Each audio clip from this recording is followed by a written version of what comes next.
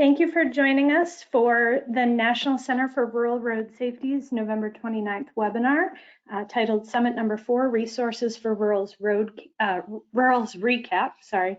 And this is being co-hosted by the NLTAPA Safety Working Group. My name is Jamie Sullivan. I am the Director for the National Center for Rural Road Safety, and I'm excited to bring you today's webinar. We have just a few logistics for you. Today's webinar will be 2 hours. That is an extension on our typical webinar time, so just keep note of that. We do have closed captioning available. If you requested it, it has been sent to your email already. Also, there's a link here on the screen. We will have a recording for this webinar available within about a week. All of the webinars that we give can be found on our website at ruralsafetycenter.org under our webinar archive under the training dropdown. We are going to be using 2 of the different pods today on the GoToWebinar system.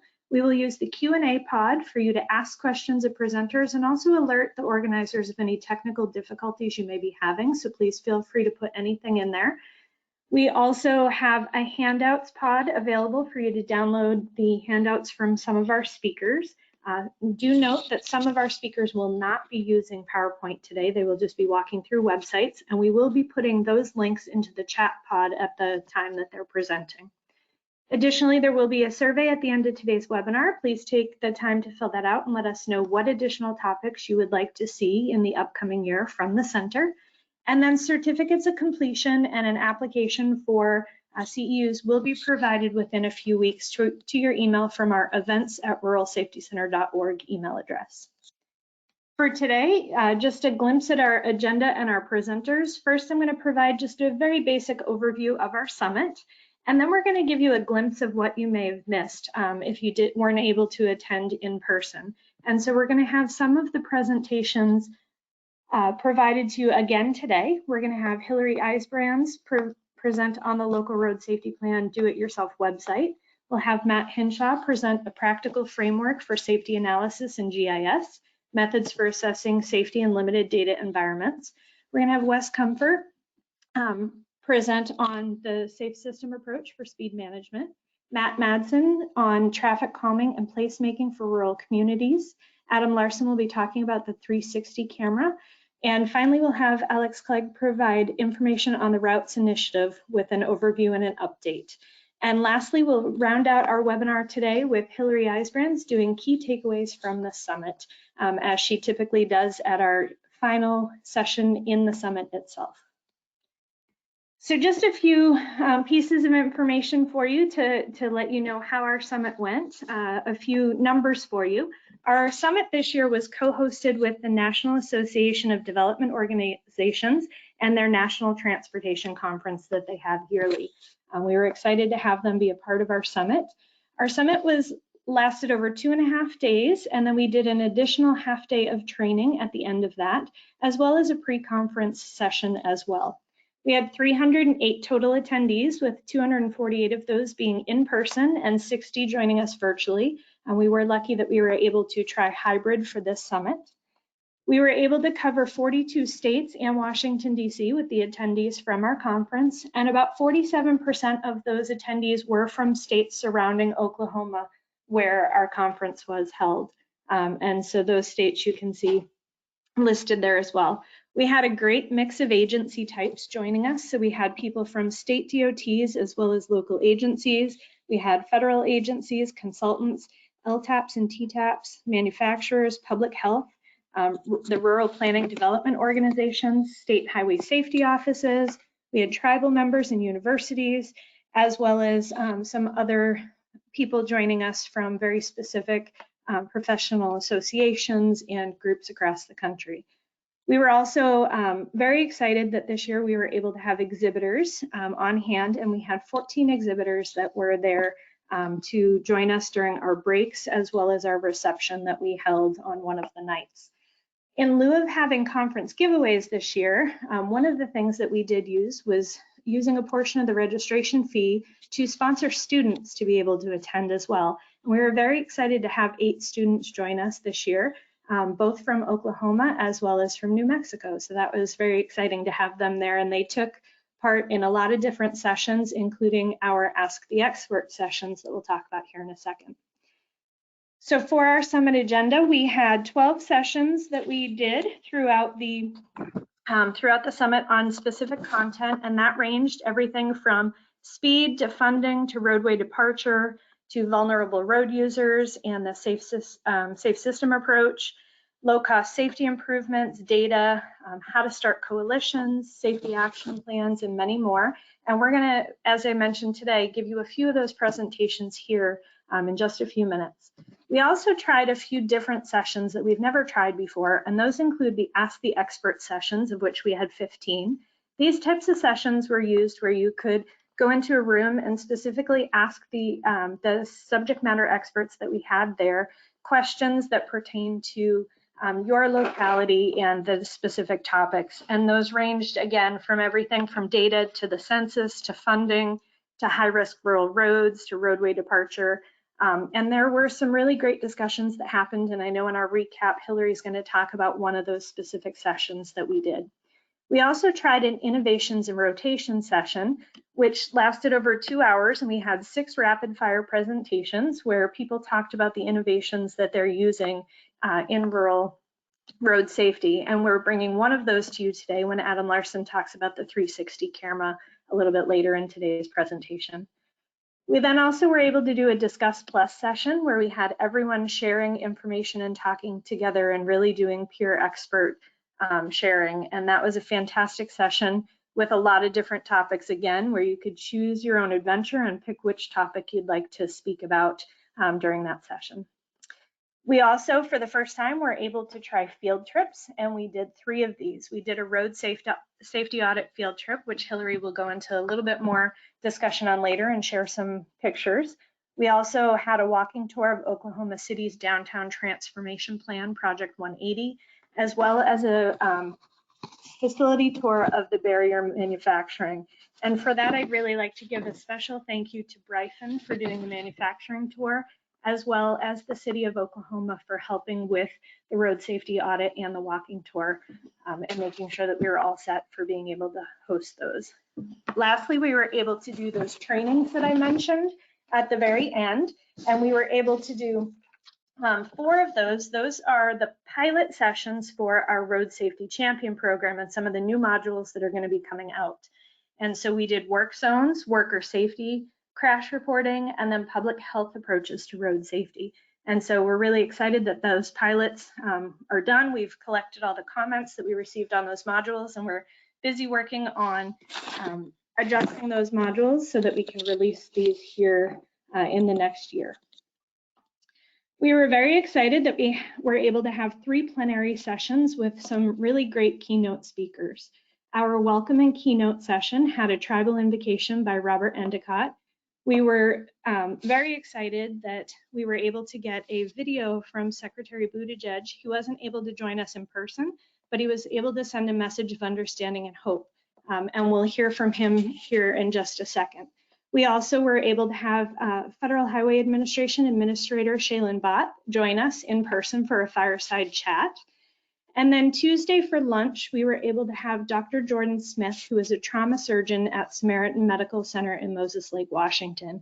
And he talked to us a lot about what happens during a crash and then how they treat it as trauma surgeons after the fact.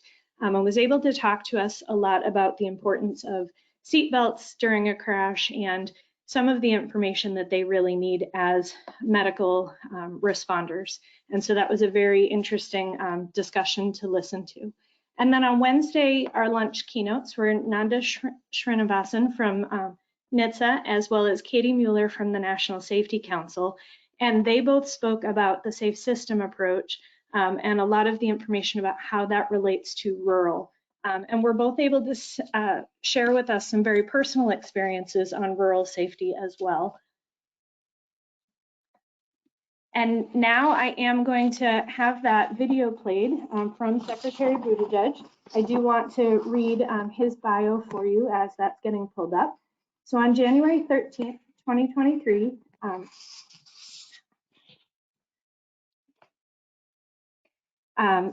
Secretary Buttigieg serves as the 19th Secretary of Transportation, having been sworn in on February 3rd, 2021. His focus as secretary is to deliver the world's leading transportation system for the American people and economy.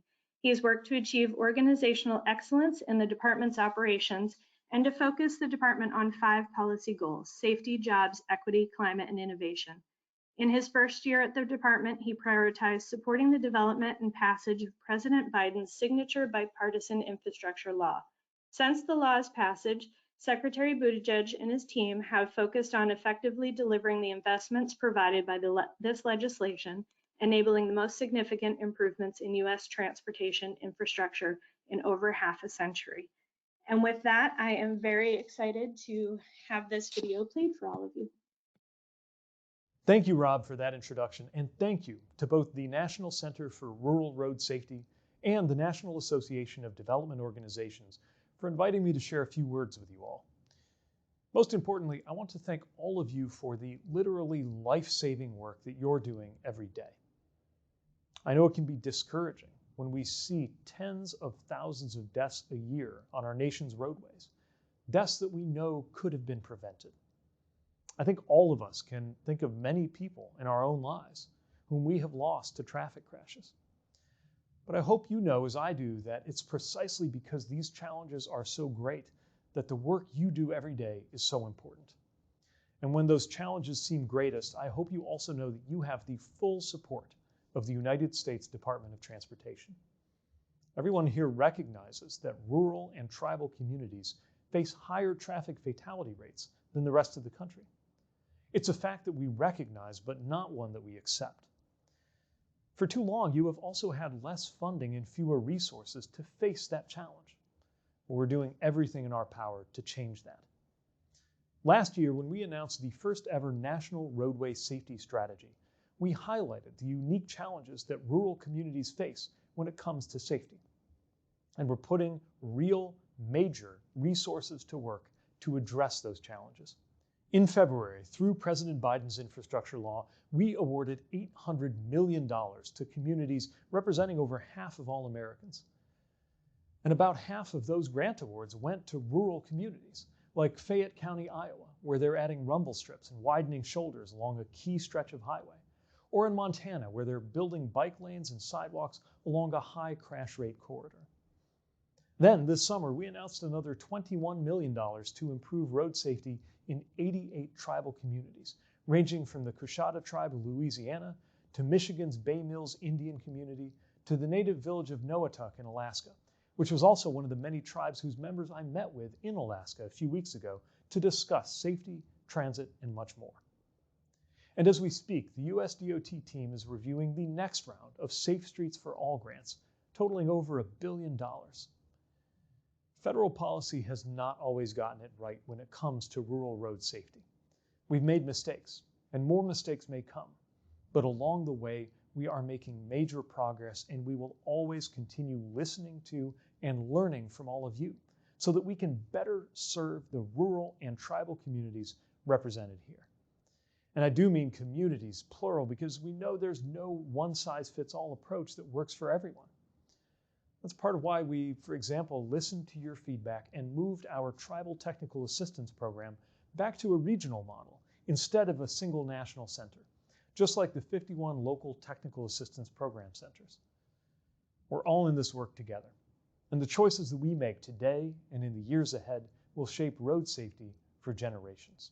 Everyone in this room has the power to help save hundreds, maybe thousands of lives.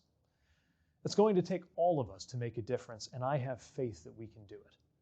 So thank you once again for all of your very important work. And I hope that you enjoy the rest of this summit and take the lessons and learnings from this event back to your communities to continue making positive change.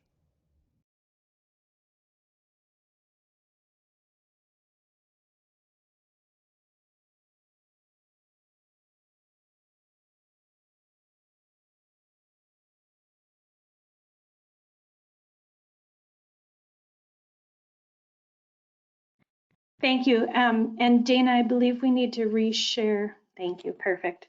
So that was an amazing video that we were very excited to have from Secretary Buttigieg, and I'm glad that we're able to share it with all of you as well who are listening in today. We do want to thank our sponsors that we had for the summit. You can see them on the screen there. It's very important that we have those sponsors to help us defray the costs so that we can keep our registration costs low. And we really do truly appreciate all of them for helping. Another thank you that we have is to the Oklahoma LTAP and TTAP and the RTPOs in Oklahoma for their support.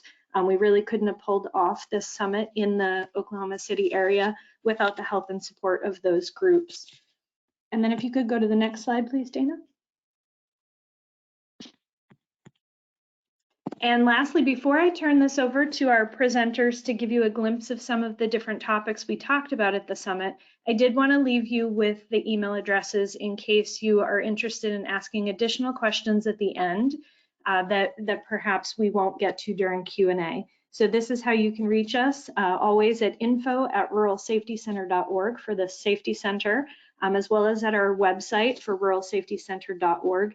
And then all of our presenters' information is there as well.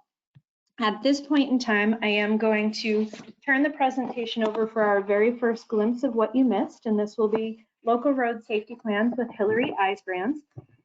Hillary is a team leader and senior roadway safety engineer with the Federal Highway Administration Resource Center's Safety and Design team. She specializes in rural and local roadways and roundabouts. Hillary also oversees the cooperative agreement for the National Center for Excellence for Rural Road Safety. She's a professional engineer, a National Highway Institute certified instructor, and the 2019 FHWA Engineer of the Year. She has a BS, MS, and a PhD in civil engineering from Iowa State University, and she strives every day to help people get home safely. So, Hillary? Thank you, Jamie and Dana. I really appreciate it. Just want to make sure that you are hearing me loud and clear. Yep, sound great. Okay, thanks, Jamie. All right, everyone, thank you for joining us today. And so one of the sessions that we had during the summit in Oklahoma was just a demonstration of our local road safety plan do-it-yourself website. This is on Federal Highways it's a web page on Federal Highways website.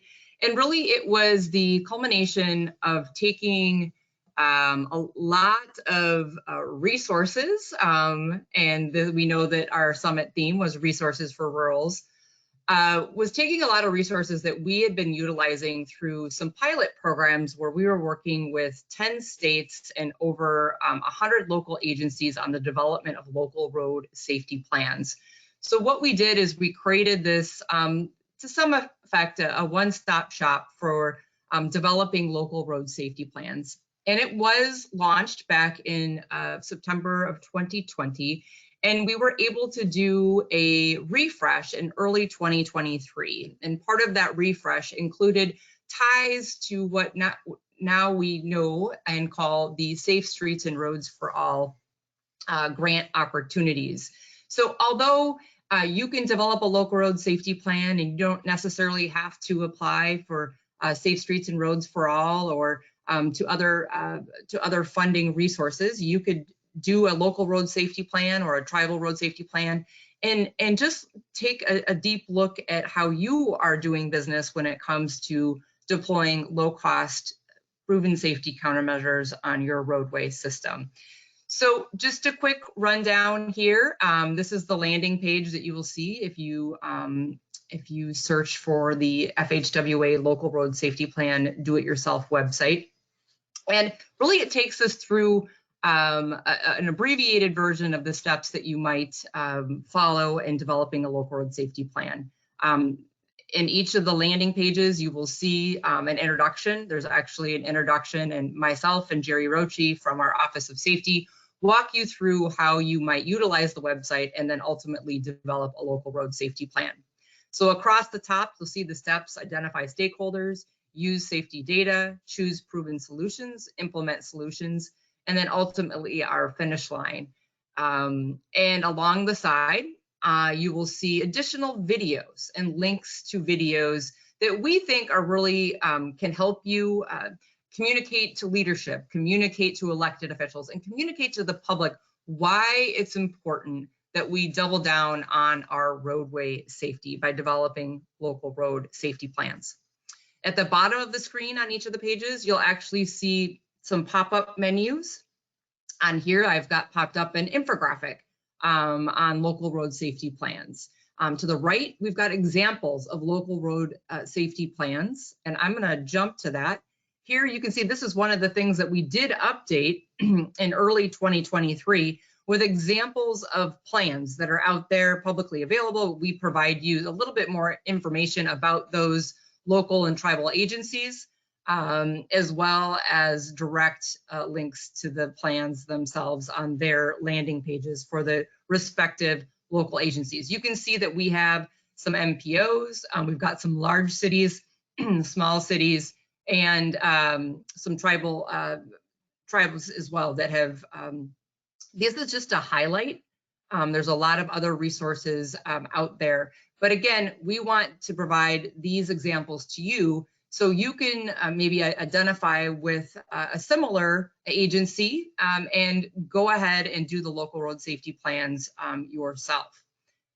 I'm going to step along here and look at the identifying stakeholders. Again, similar setup. We've got a template for the development of a local road safety plan that has prompts, how you might establish your vision or mission and goals related to the reduction of fatal crashes and injury producing crashes. We've got some state safety contact lists. So depending on which state you live in, we've got some contacts for you. We've got some training. And again, there's a series of videos. And I'm gonna highlight the examples of the videos that we have off to the right, where we have some interviews that we did with practitioners. So with local practitioners, and these are what we call the local agency insights.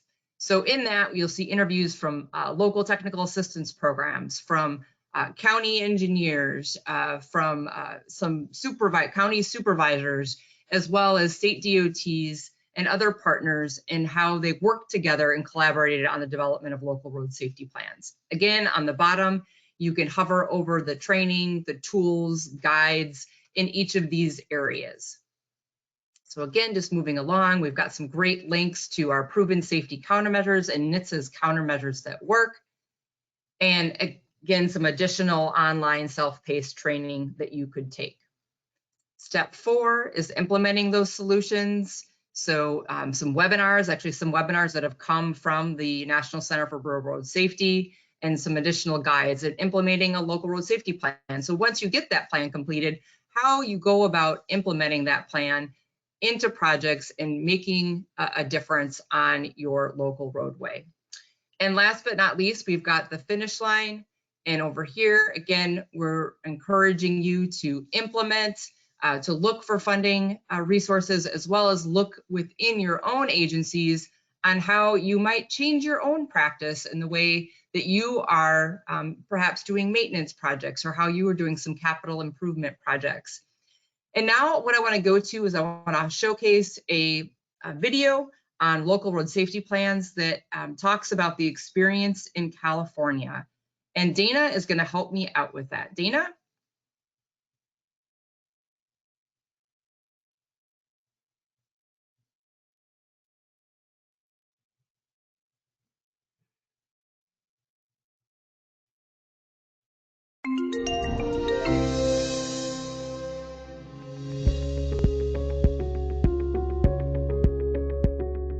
We can't normalize 37,000 people nationally dying on the country's transportation system.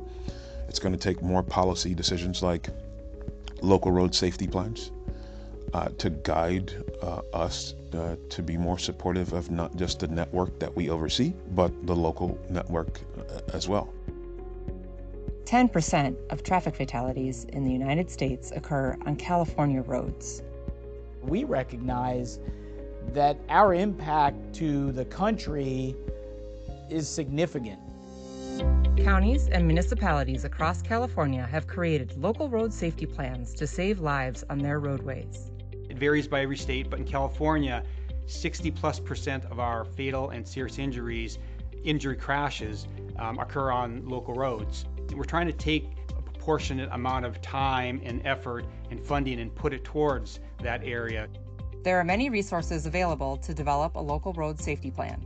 We went through some Caltrans trainings and realized it's something that we need to do because it's a good tool that we can put in our tool bag to make sure that for every dollar we spend improving safety on our streets, we're getting the biggest bang for our buck. Nevada County, California used a template provided by the Federal Highway Administration to complete their safety plan. We took the FHWA template and pulling from neighboring counties, states, or what have you, I think is a very effective way to create your local road safety plan. We primarily utilized our county staff, and overall we probably ended up spending about 80 hours worth of staff time. And I think we ended up with a very successful product at virtually no cost. It is also crucial to build a diverse stakeholder group when developing your safety plan. The more perspectives you have looking at something, the better decision that's going to come out in the long run. When we started putting down on paper all of the people we work with across the board, nonprofits, citizens, law enforcement, public health, it's amazing when you put it down on paper what you're really doing. Our work with public health really intersects well with the work that Public Works does, as well as various city engineers and schools, and just sort of everyone doing work in this field. Local road safety plans use a systemic approach, looking for locations at high risk for severe crashes and mitigating them before a crash occurs. We have 155,000 centerline miles of local roadways. We've been really promoting the systemic approach with the local agencies, and they've really embraced that. We look for locations that, maybe they're not happening today, but there's a high likelihood. They have the same characteristics, they have the same potential for crashes, and if we can apply a measure before we have a crash, well, then we've done our jobs. In the past, we were looking for where crashes had occurred. Now we're looking for identifying locations where a crash will happen or might happen and prevent it. So it is a whole different way of looking at things. Having a safety plan also serves as a communication tool to leadership and the community.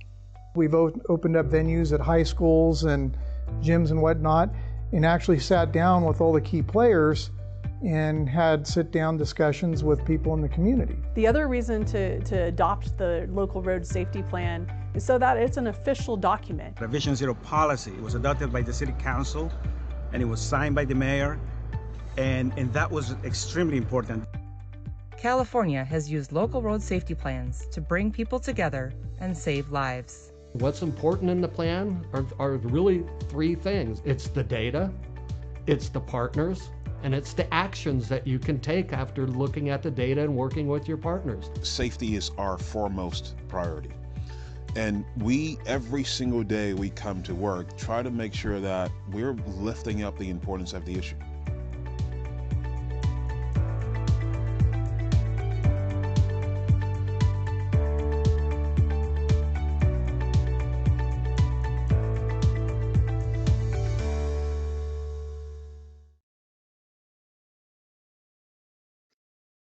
Thank you, everyone. And I'm going to turn it back over to Jamie so we can listen to our next speaker.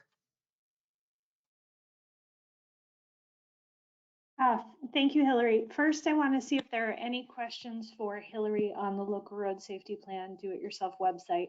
I do know that we got a couple of comments from a few people who weren't able to hear the sound on that video. So I did post the YouTube link so that you could watch it into the chat pod. But I do want to see if there are any additional questions on the content itself for her. Give you just a second to type those into the Q&A pod. While we're doing that, I am going to read the bio for our next presenter, and then we'll go back and check that Q&A pod one more time. Our next presenter is Matt Hinshaw. He is the Data-Driven Safety Analysis Program Manager for FHWA's Office of Safety. He strives to identify and promote practical approaches to improve DDSA for all agencies. Matt began his career at Kansas DOT working in design and safety. He has a wide range of project development experience in geometric and roadside safety design, safety analysis, traffic engineering, and project management. Matt has a bachelor's and master's of science in civil engineering from the University of Kansas and is a registered professional engineer in Kansas. And not seeing any questions for Hillary, I'm going to go ahead and turn this over to Matt. Okay, great, Jamie, thank you. And just to verify, you all can see the PowerPoint? Yep. Okay, awesome. So thanks. And yeah, I'm Matt, and I'm with FHWA as well, and work in data-driven safety analysis for our headquarters Office of Safety. It's a really good transition from Hillary's presentation on local road safety plans to this topic on data that is out there and available to be used by all types of agencies. So, you know, you're going to need some amount of data to create your local road safety plan, as we just heard in the video. And if you're basically starting out with, you know, essentially nothing, or even just looking to add more data to what you already have, this presentation at the summit was highlighting that we can help you get started with some of those key risk factor data, especially for rural roadway departure crashes. And so in this recap, I'll mainly show the types of data that we can derive from some of these open data sources and public data sources. And the full recorded presentation and slides, I think, are on YouTube, and that can give you some more of the background as well. As a quick introduction, this research and technical assistance came from Federal Highway's Federal Lands Highway Research Program and our Everyday Counts program. And the main point of these efforts is to help rural and local agencies access data that is available to be used to help plan, fund, and implement safety improvements, sort of wherever you're at in the framework of safety data. You know, there's something for anyone in this framework, and we just want to help you get started and always be improving. We certainly understand a lot of the challenges that agencies face, you know, in accessing data and using it. So we're always trying to keep providing tools and resources, as Hillary was showing on the Local Road Safety Plan Do-It-Yourself website, to be able to use some of that foundational data for planning purposes. So today I'm going to focus mainly on addressing some of those gaps that you may have that are quantitative in nature and show how we can help get you there. So essentially, these fundamental risk factor data for roadway departure crashes specifically, including things like horizontal curvature, vertical grade, roadway width, sight distance limitations, roadside slopes, roadside hazards, and available clear zone, can be derived from some of these public data sets. And one of the most useful data sets that we've been working with is light detection and range data, or LiDAR data. So you hear quite a bit about that, as well as just digital road center lines and GIS processes and aerial imagery as well. Of course, our quick disclaimer that we don't endorse products, which really fits this work well, since this data is predominantly all open source anyway and just available to be used. So on to how we are assessing risk with limited data. So we want to be able to collect and use that essential risk factor data, that list as easily as possible. So with mainly just a digital center line that you may already have available or that you can get from another source, and a digital elevation model such as one from LiDAR, we can derive data on everything that we see here: exposure and traffic, sharp horizontal curves, steep grades, and so on, thanks to some fairly simple out-of-the-box processes in a geographic information systems or GIS environment. And working with this, our contractor assured me that they could teach somebody how to do these processes in GIS just in a couple days, and you'd be on your way. So we're confident that these are practical for anyone to do. These aren't super complicated things. So for exposure, traffic data is typically what you use if you have it. But if you don't have traffic data, we're always advocating for, you can simply assign qualitative approaches and qualitative categories to your roadway network. Is this road high, medium, or low traffic? Just to help you start to filter your network and still be data driven. In our project in Federal Lands, we were actually exploring the use of campground occupancy data on the upper left image here as sort of a surrogate for where people are, where they're going. So that was kind of creative.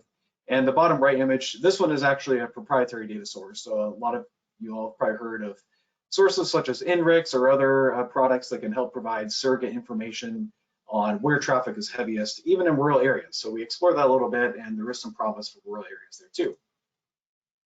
But with the digital center line, you can use a curve finder type algorithm in GIS to get a good idea of where the curves are in your roadway network and then what their radius is. Sort of as a B+ or A- quality of that actual data. So it's certainly good enough for safety planning purposes, especially if you're starting out with nothing. And so from there, you can start filtering down to your selected risk factors. You know, are you interested in curves under 650-foot radius, for example?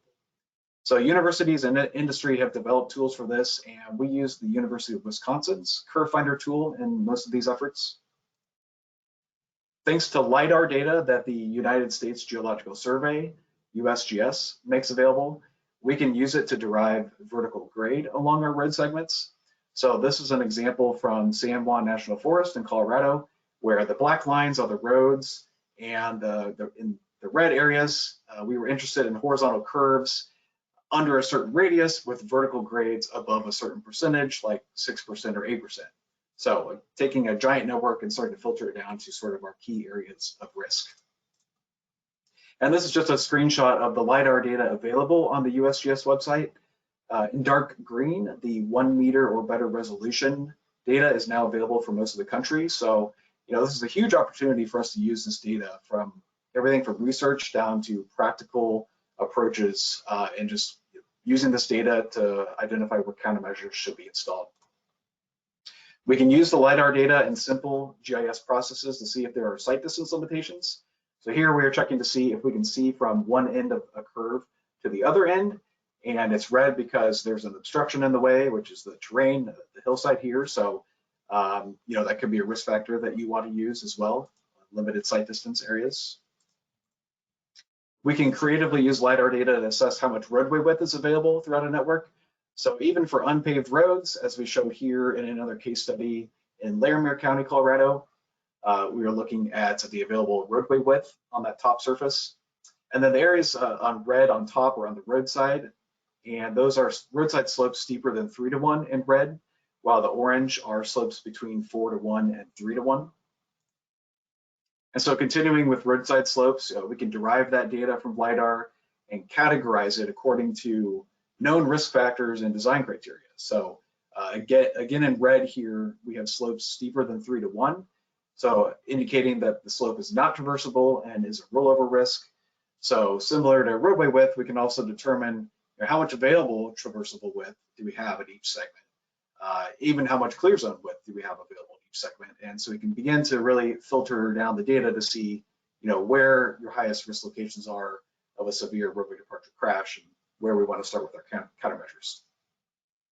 Lastly, we can also use aerial imagery in new ways, such as classifying the imagery. So thanks to machine learning and some still relatively simple processes in GIS, you know, now we can note where trees and water hazards are and approximately how close to the roadway they are. So just additional data that can be used to hone the data-driven plan. So we can be, you know, pretty creative in collecting that data and using it for safety planning purposes, even starting out with basically nothing. So there's a wide range of what you could do with this data, and of course we're often most interested in practical applications that can lead to systemic deployment of those low-cost safety countermeasures. So we did several case studies to illustrate this practical risk-based approach, and I just have a couple minutes to briefly talk about 2 of them. And so in that San Juan National Forest example, we used that horizontal curve and vertical grade data, primarily in that case, to determine our top tiers of risk throughout their network, and developed essentially countermeasure packages that could be installed at those locations shown here. So your top locations of risk might get the most signage and delineators versus maybe not as sharp of a curve, not as steep of a grade, might just get, you know, a directional arrow sign, for example. So that's all customizable based on what an agency believes they can maintain and install. And so, you know, we boiled down 2,500 miles of roads, became the 68 miles that had the most risk factors along curves, and installing mainly signage improvements at these locations results in about $400,000 worth of improvements, which the forest could then gradually acquire funding for and implement.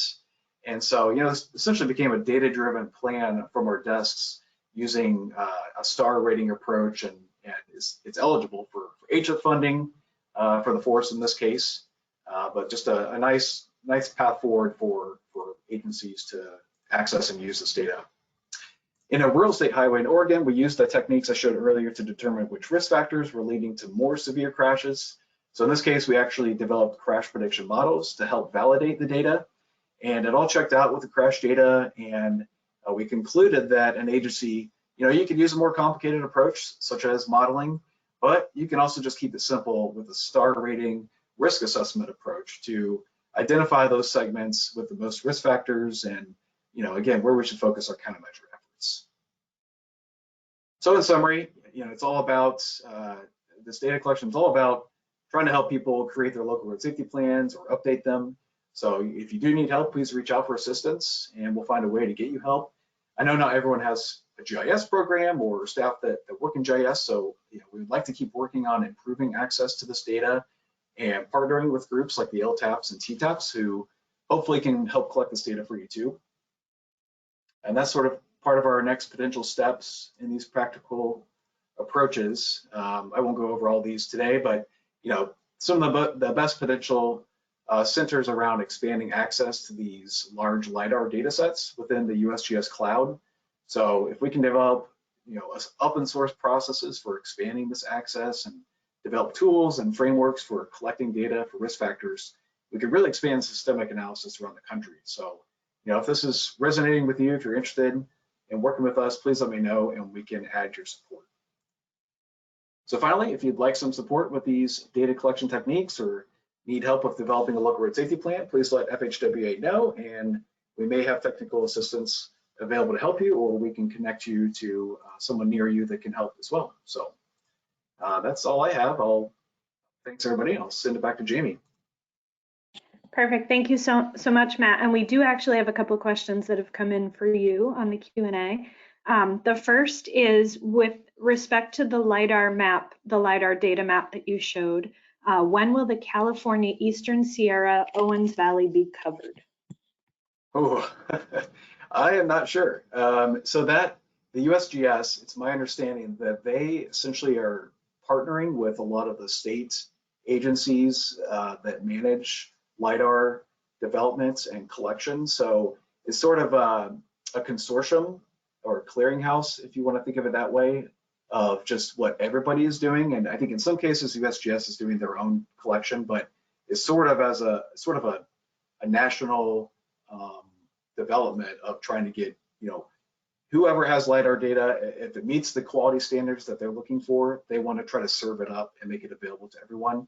So, I don't have that kind of detailed information for that question, but reaching out maybe to whoever manages the California data could be good to try to find an answer to that. This next one, I'm not sure if it was more of a statement or a question, but it says GIS data is used to monitor erosion over time. Is that something that you all looked at? We didn't look at that for highway safety purposes specifically, but yeah, certainly, this LiDAR data that's being put out there, it's not all for safety use, right? So anything in civil engineering, geotech type considerations, just general design type use cases. I mean, there's hydrology and hydraulics, of course, so we're not the only ones that want to utilize this data, but I think it's not really known necessarily by like USGS that, there's a huge case for safety with this data as well. So, I've been talking with some of the people at USGS that are involved with this 3-depth program that manages the LiDAR data. So I think there's some potential for us to partner federal agency to federal agency to help, provide that the data to the masses. And in my full presentation, there's some links, which I think will come through in the PDF that you'll get to.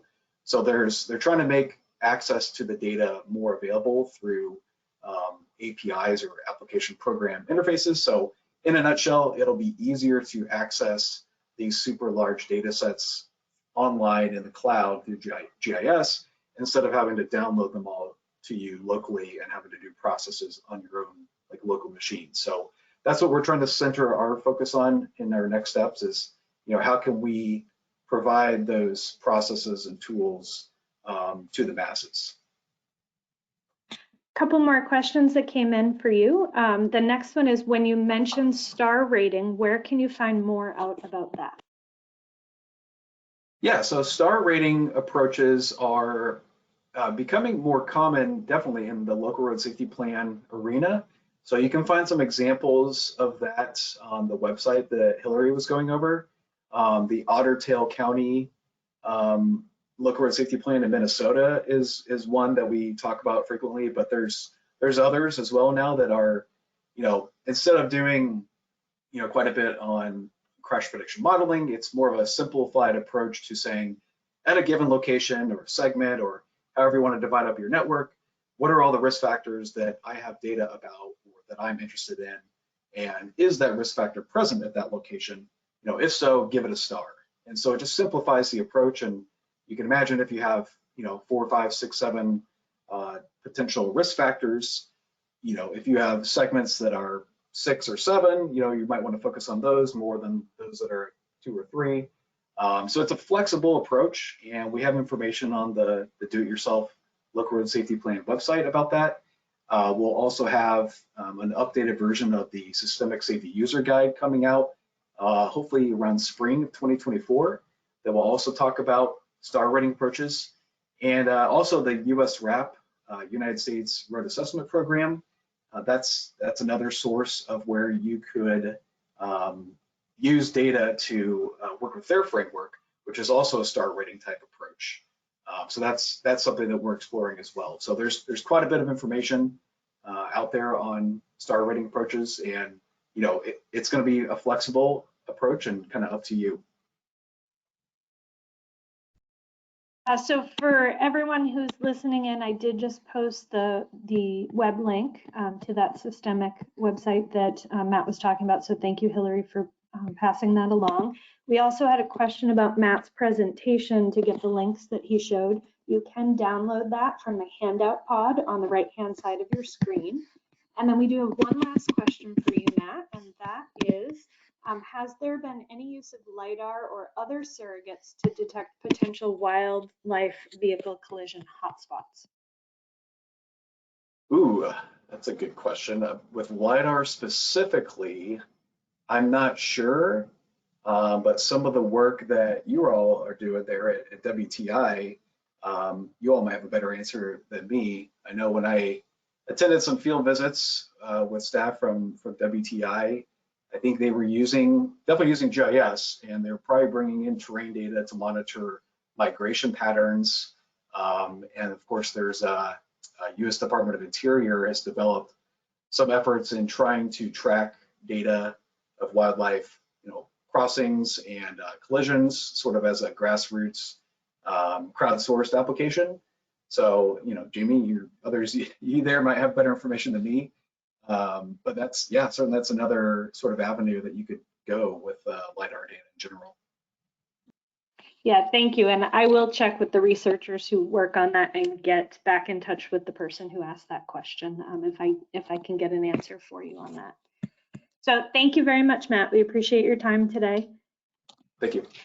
Our next our next presenter is going to be Wes Comfer. Dr. Wes Comfer is an engineering research associate at the University of North Carolina's Highway Safety Research Center with a focus on crash analysis and workforce development. His primary research interest is traffic safety management through a system-oriented approach. While at HSRC, Dr. Comfer has worked on pedestrian crash modeling, safe system implementation, and engineering evaluation. He uses this experience as a member of the Road to Zero Coalition Steering Group and as an instructor for HSRC's Road Safety Academy. And I'm excited to hand this over now to Wes. Thank you, Jamie. And can you confirm that you can see my slides and hear me okay? Correct, we can. Thank you. Yeah, great. All right, thank you everyone for being here today. I'm happy to be catching up and sharing some of the resources that I got to share at the summit. So my presentation is about the Safe System Approach for Speed Management. This is a recent document that came out of the Federal Highway Administration. I was the lead author working with the Institute of Transportation Engineers. This was funded by FHWA. And I would like to share with you today a bit about the project and why we think a safe system approach is necessary for speed management.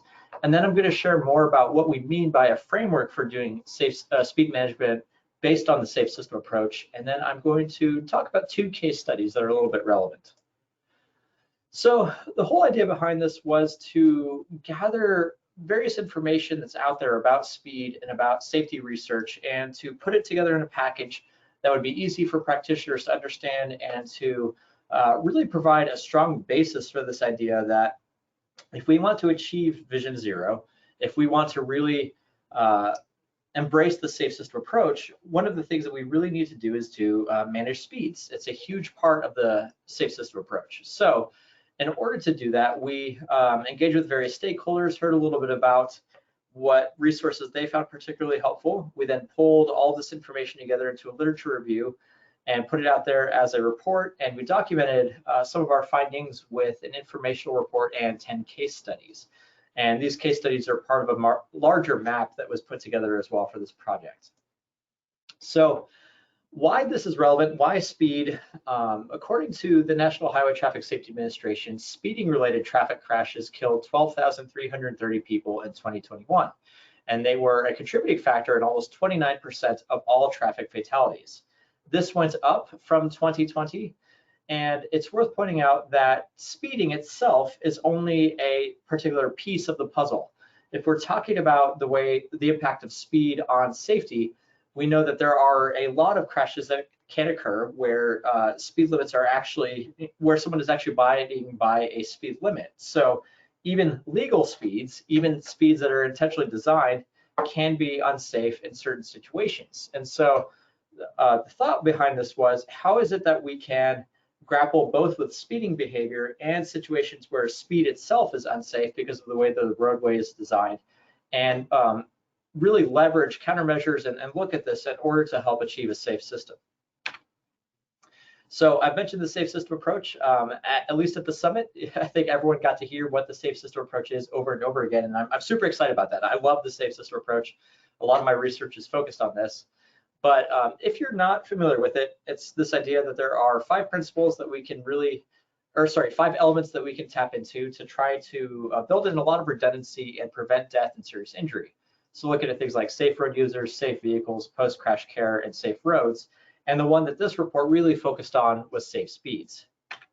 So safe speeds really intersect with all of these other elements. If you're talking about safe vehicles, then you could be talking about things like intelligent speed adaptation, but you could also be talking about driver psychology and the way that they take cues from the built environment. If you're talking about safe road users, again, we're also talking about driver psychology there, but we're talking about human tolerance to harm and whether or not we are matching roadway design with the kinds of road users that should be there.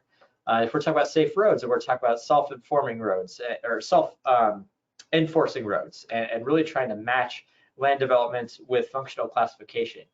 And if we're talking about post-crash care, we're talking about the ability to ensure that if someone is involved in a crash, that doesn't result in a death or serious injury, which is very much partially dictated by your speed. So what I've been hinting at is this idea of the kinetic energy that is released in a crash. There's your formula for kinetic energy, but it is one of the 2 components, including mass, that results in the amount of harm that goes into a crash when 2 people do collide. And a lot of research has shown that as speed increases, the probability of a death or serious injury goes up substantially, especially for people who are pedestrians or bicyclists. If you're not wrapped in a steel shell, your chance of being killed go up dramatically above 20 to 30 miles per hour. So considering that and considering the relationship between operating speed and the built environment and speed limits, we did want to try to explore how speed limits can be safe. And so within this report, we talk a lot about target speeds and highlight some of the good practices that we've seen for target speeds across the country. Florida has some great resources in their road design manual about how to achieve target speeds and to fit your functional classification to your context for your roadway. But one of the things we also wanted to talk about was what the MUTCD does or does not say about the 85th percentile speed versus the 50th percentile speed. And I try to clarify that to let people know that there is a lot of data that can be used in making decisions around speed limits if it's possible, but that generally the evidence shows that if the speed limit is lower, you get lower speeds and you get crash reductions and less severe crashes. And so in the report, we have quite a bit of documentation that backs that claim up. You can see more of it in the link that was just posted in the chat pod. So ultimately, this brings us to what we said is the safe system approach for speed management. It is a 5-step cycle. It's not intended to be linear. You may end up going back and forth through these different steps as you sort of find your needs within a community to see which element you're at, if you've identified new problems, if you've collected new data. But it is sort of to provide a trajectory for different practitioners who are using speed management to make sure that they're doing so in a way that brings along the community and really does help achieve a Vision Zero. So our first step of this is to establish a vision, and we think that speed management is a winner for getting people bought in. You'll see that some of the places that have really good speed management policies align with, say, school zones. It's good to identify a location where you know you can get an easy win on reducing speeds and expand outward from there. And the idea behind this is also sort of keep the public bought in, to be transparent, to make sure that they understand the benefits and understand why slowing vehicles down is good for everyone. We then move into how you might collect and analyze speed and safety data. And here's something that I think this report really does contribute, is not just talking about using crash data for decisions when you are designing countermeasures or selecting areas for project prioritization, but really thinking too, what speed data do I have and where might these data indicate risks on the roadway? And the benefit of collecting and using these data is that you can then share them with the public to dispel myths and negative perceptions and continue to get that buy-in so that more people are behind that vision for speed management. This then leads into exactly what I was just referencing with the proactively prioritizing locations for speed management. The safe system approach is supposed to be proactive. It's supposed to be about preventing death and serious injury, not just reacting where it has occurred already. So if you can use these data, especially the speed data, to recognize locations where that harmful kinetic energy is going to be high, you can then start to screen your network and identify spots that are going to yield really good results when you do use your speed management techniques there. So we in the report collected a wide variety of different speed management countermeasures. I have here an example of a rural roundabout, but we talk about infrastructure, things that you can do as far as like changing your intersection. We talk about designing your roadsides to get people to slow down. We talk about that visual friction. We talk about vertical and horizontal deflection. And we also talk about some of the more technological things that you can do, like speed feedback signs or speed safety cameras. So if you're looking for some different collected resources and proven safety countermeasures, we document them in this report. And then finally, we get to this idea of ongoing monitoring, evaluation, and adjustments. And that's really that as you're collecting these data and as you're addressing problems, keep analyzing, keep looking for where you are still have speed-related risks, and then shift and address those. Because really, what you're trying to build is a traffic safety culture around lower speeds. So to help address or highlight some of these different elements and really show some cases where people are successful, we pulled together 10 case studies, 7 national and 3 international examples. One of them that sort of highlights a policy approach would be the Washington State Injury Minimization and Speed Management Program that really did suggest some different policy changes around roadway design and around funding capabilities to show how from a state down level, you might get everyone bought into this vision of speed management.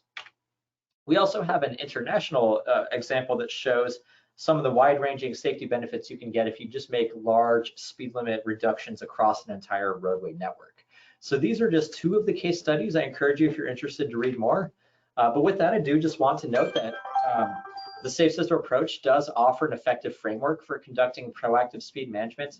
The framework that we talk about in this report is intended to be cyclical, and different agencies will find themselves in different phases. So there should be something here, no matter where you are in a speed management program. It's intended for all jurisdictions too. I think a lot of times Safe System approach is talked about as sort of an urban approach, but really speed management applies everywhere. And then, as I mentioned, the report has 10 case studies that help agencies see what works. So that is my 10 minutes. So I am happy to pass it back over now. Perfect. Thank you so much, Wes. And we do actually have a question that came in for you as well in our Q&A pod. That is when you guys were looking at speed and the crash data, did you by any chance separate out the road conditions? So we know that it's very different, the speeding on dry versus the speeding on snow, slush, and ice, because there are other contributing factors. So we don't know how fast the drivers were actually traveling. Oh, that's a very good question. I don't believe that we got into that level of detail in the report to look at different operating conditions. My understanding, at least from my experience of looking at other kinds of safety analyses, is that severity tends to be lower when you have a lot of snow, although the total number of crashes might go up. But I think that's a good avenue for research, to look at that intersection of maybe areas that are more prone to inclement weather, and especially those that may not, the intersection there with high operating speeds, to see if there are specific countermeasures. I would say that's a great avenue for more research, and I wish I had more to tell you about that now. One other question that came in for you was whether there was enforcement as an element of the speed case study you looked at. Oh, yes. The main discussion about enforcement was actually on speed safety cameras, and that one of the case studies is about Montgomery County, Maryland's program, because they have had an extensive speed safety camera program going in that county. Perfect. Thank you so much. That was all the questions that we have for you now. And for everyone else, I did post the link to the document that Wes was talking about in the chat pod for everyone. Our next speaker is actually not able to join us in person, but did pre-record the presentation. His name is Matt Madsen. He is a research associate with over 10 years of experience in the field of public health. Matt has focused his work on the intersectionality between the built environment and health. He offers a well-rounded community-based skill set founded on his experience with projects related to access to healthy foods, affordable housing, active transportation, safe routes to school, and engagement. When not working at the Western Transportation Institute at Montana State University, he can be found skiing, running, biking, and climbing in the mountains around Bozeman. And so at this point in time, we're going to have Dana play that recording.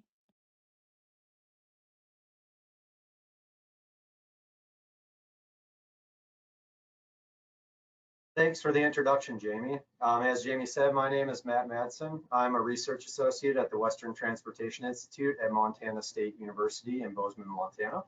And I am going to talk to you today about traffic calming and placemaking for rural communities and some of the projects that we've done here in Montana. So I always like to start with a little bit of the why. Well, the communities that we work in, there's generally an issue that comes up, whether it's something from citizens or a neighborhood, business owners, the community itself. And it's generally relating to things like traffic speeds, pedestrian cyclist safety, and sometimes it's even looking into placemaking. And why is this important? Well, as the graphic on the screen here shows, the faster vehicle speeds, the more likely serious injury or fatality occurs if there happens to be a collision between a vehicle and a pedestrian.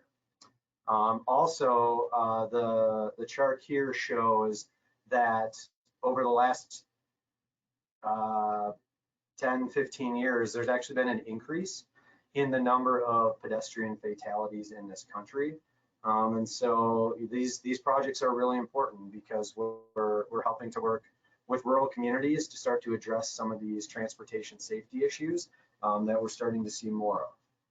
So we use a pop-up style process when we do our projects, and that means that they're generally short-term, easy to install, low cost, but we've developed a process that really starts with community engagement. We found that engaging with the community, doing planning on the front end really leads to a better long-term project on the outcome. And all of our processes are data driven, and so we do evaluation, and I'm going to talk a little bit about each of these different steps. So on the front end, we have community engagement, and that looks like a bunch of different things. We'll end up doing some community meetings, whether it's presenting to a council or a commission to hear what they have to say, their experiences in their community. We'll do walk audits. This is a picture of a walk audit that we led in the city of Hamilton, where one of our projects are going on in Montana, where we actually get residents together. Sometimes it's business owners, other folks in the community. We've done them with youth as well, but we go out to the locations and we actually walk around. We get input from the folks that are using it on a daily basis to start identifying what some of the main issues in that area are. You'll also see the chart there, and this just shows different examples of organizations, sectors, and individuals that we engage with to make sure that we are really hearing from as much of the community as possible on that front. Once we get through that, decide that there is an issue there, we do some pre-data collection. We actually go into a kind of iterative design process. So all of our projects meet the MUTCD shown here, manual and uniform traffic control devices, kind of the guidebook for transportation engineering. And it's one of the ways that we're able to work with different municipalities, departments of public works, departments of transportation to make sure that we are meeting standards when we're putting projects on the ground. An example of one of the sketches that we did for a project, we don't go to the level of CAD. We scale it back a little bit because they are iterative in nature. In addition to being that, when we do get towards installation on the ground, we actually work with emergency response, school bus, those other organizations to make sure that what we're putting in is not going to be restrictive for the larger vehicles that do need to use these areas at some point. We end up adjusting based off of this to make sure that we have a design that works for everybody in the community. Materials and supplies, we've moved into this using more durable materials for our projects because a lot of them end up going in the spring and stay in until the fall so that we can do a fair amount of data collection and input from the community. But again, everything meets the MUTCD, and you can see some examples of different products that we've used throughout our projects. So what do we do? Well, it's about traffic calming. And so these are just some examples of different projects that have gone on the ground. Totally understand the art. This has been in different communities that we've worked in. We don't always do that. It's working with the different, if it's Department of Transportation, if it's Department of Public Works, to make sure that whatever installations go on the ground are actually meeting the requirements of the communities that we're working in. You know, we've done traffic circles, curb extensions, refuge islands, pop-up bike lanes, meeting the needs of whatever the issue is that was identified by the community. In addition, we do placemaking, and so these are some examples of different projects that we've done that again meet requirements. We have some pop-up style bus stops that we've done. We've done some engagement projects with the local high school. The traffic circle, the roundabout that we actually put some materials in the middle, and then the high school art club actually came out and painted that design. So they're great opportunities to be able to engage with the community throughout the process.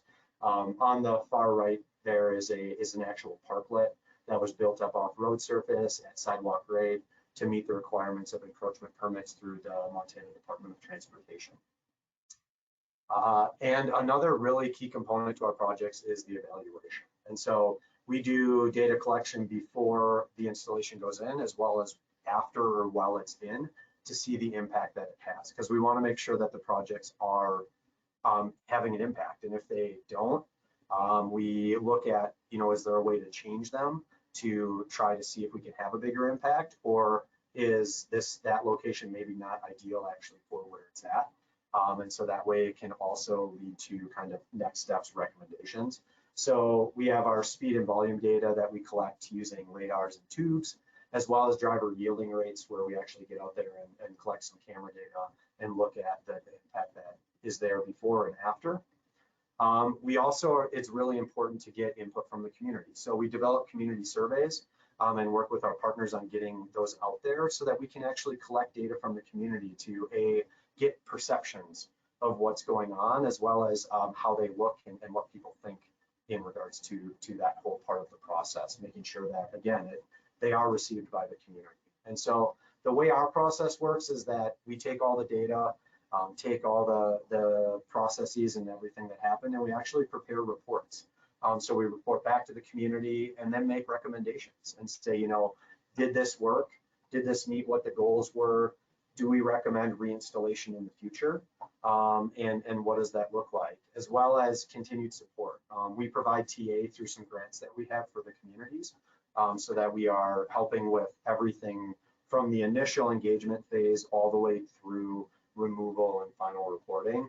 And we do then provide some TA in years to come about like, what does reinstallation look like? Is there more materials that are needed? And how does that all fit together? And yeah, here's some resources that are really key to the work that we do. Getting to know the manual and uniform traffic control devices. It's an exhilarating read when you have some time, but it's a really important one to understand when you're doing these projects. Burlington, Vermont has really been kind of a pioneer in some of these quick build designs, especially ones that went from that idea of a traditional tactical urbanism into more of actual like pop-up traffic calming, meeting standards for departments of public works. The ITE has been doing traffic calming and has some great kind of 1-2 page primers.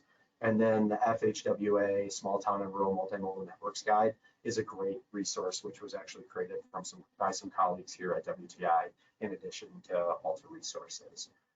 And so thanks for letting me share the project. Here's my contact info. If you have any questions, want to talk more about any of this or learn more about what we're doing, please don't hesitate to reach out. And so thank you all for tuning in today, so I could share a little bit about our traffic calming and placemaking for rural communities. I'm going to turn it back over to Jamie.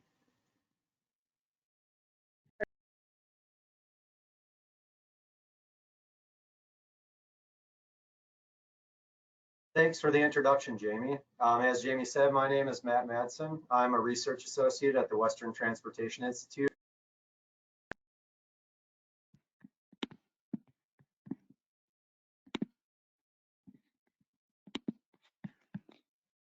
So we did have a few questions come in again. The first one was the parklet permanent or removed for winter? It was removed for the winter to make sure that that would work okay, and then they do put them back in if needed afterwards.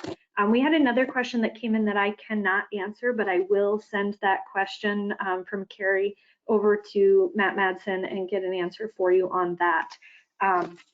Matt's presentation is not one of the ones that is available for download currently. So when we do have our next set of presenters going, I will post those resources he had on his resource link into the chat pod for everybody. Our next presenter is going to be Adam Larson. Adam provides transportation safety technical assistance to tribal governments and manages the Tribal Transportation Program Safety Fund. He is the safety engineer for the Federal Highway Administration Office of Tribal Transportation. Before joining the FHWA Office of Tribal Transportation in 2011, Adam completed other assignments with FHWA in Wyoming, Illinois, Iowa, Washington, and Florida. Prior to joining FHWA, Adam worked for Washington State DOT, a small city engineering department, and Hewlett-Packard. Adam holds a Bachelor of Science degree in Civil Engineering from Portland State University. And now I'll hand it over to Adam. All right, thanks, Jamie. I just wanted to spend a few minutes today talking about 360 cameras and how we've been using them or experimenting with using them in transportation. And so some of this would be related to the risk-based planning conversation that Matt was having. But at the most basic level, what we're talking about is the ability to be able to capture 360 imagery of our roadways and be able to review that.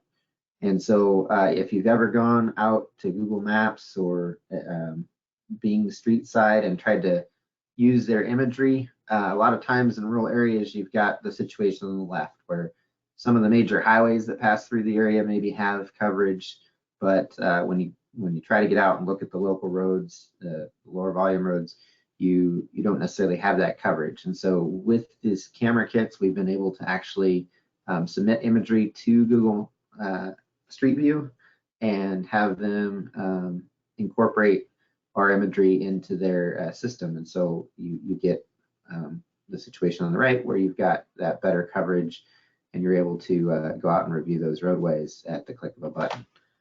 So I'm assuming most people have used that sort of system before, but this is basically what I'm talking about with 360 imagery, that you're able to look all around from the location of the camera and review the roadway, and then move down that roadway.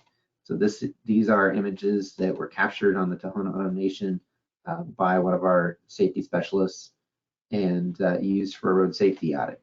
And so we were able to go along, find situations that we wanted to look at again after the field visits were done, and come back to virtually. And so that's one application of this this sort of technology. Basically what it looks like, here's an image of someone placing the camera on top of a vehicle. We have both magnetic and suction cup mounts that can be used to attach that camera to the vehicle, and then it stays on there. So far it's only blown off a couple of times at highway speeds, so the cameras we're using seem to be fairly durable, and we haven't had to replace any of them yet, even when they have flown off. But it's fairly simple to use, just mounts right on top of the vehicle, like I said, and as we go down the highway, it captures video in all directions.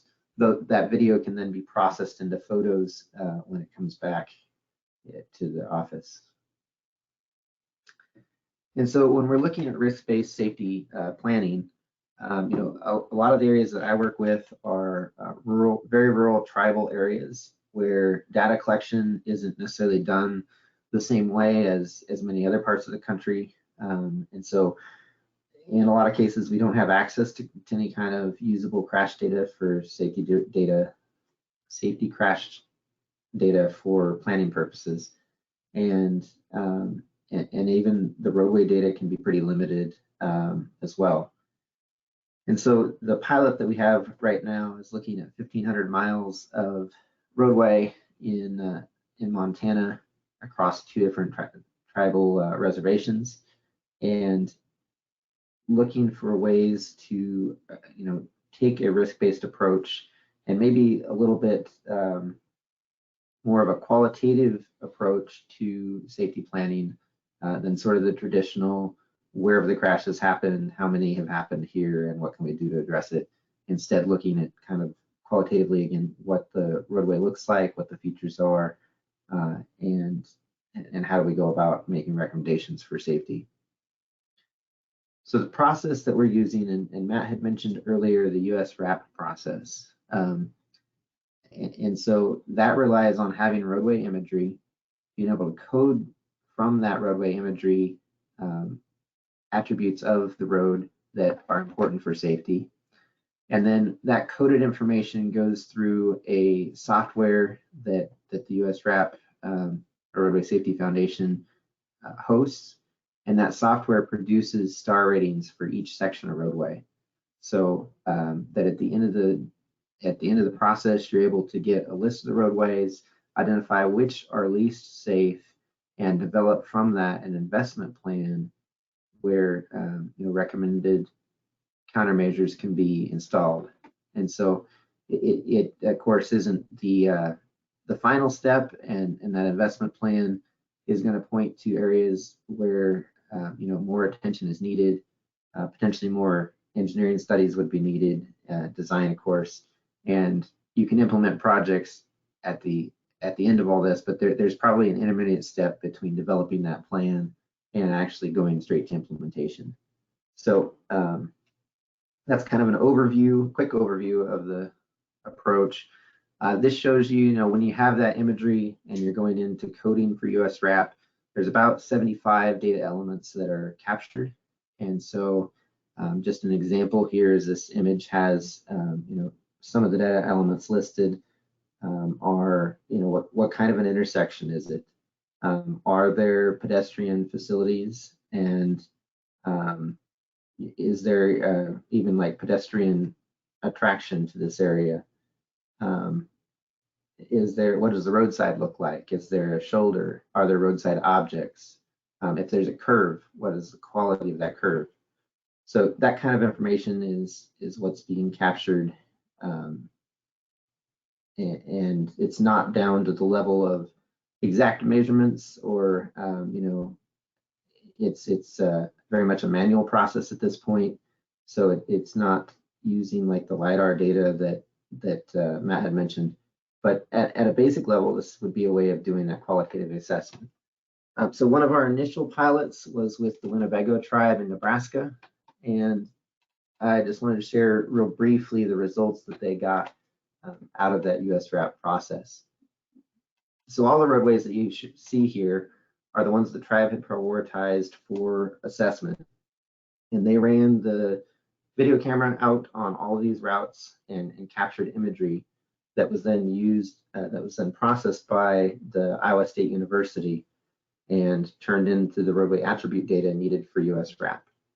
USRAP then processed that data through their software and developed this map where each color here represents a different star rating.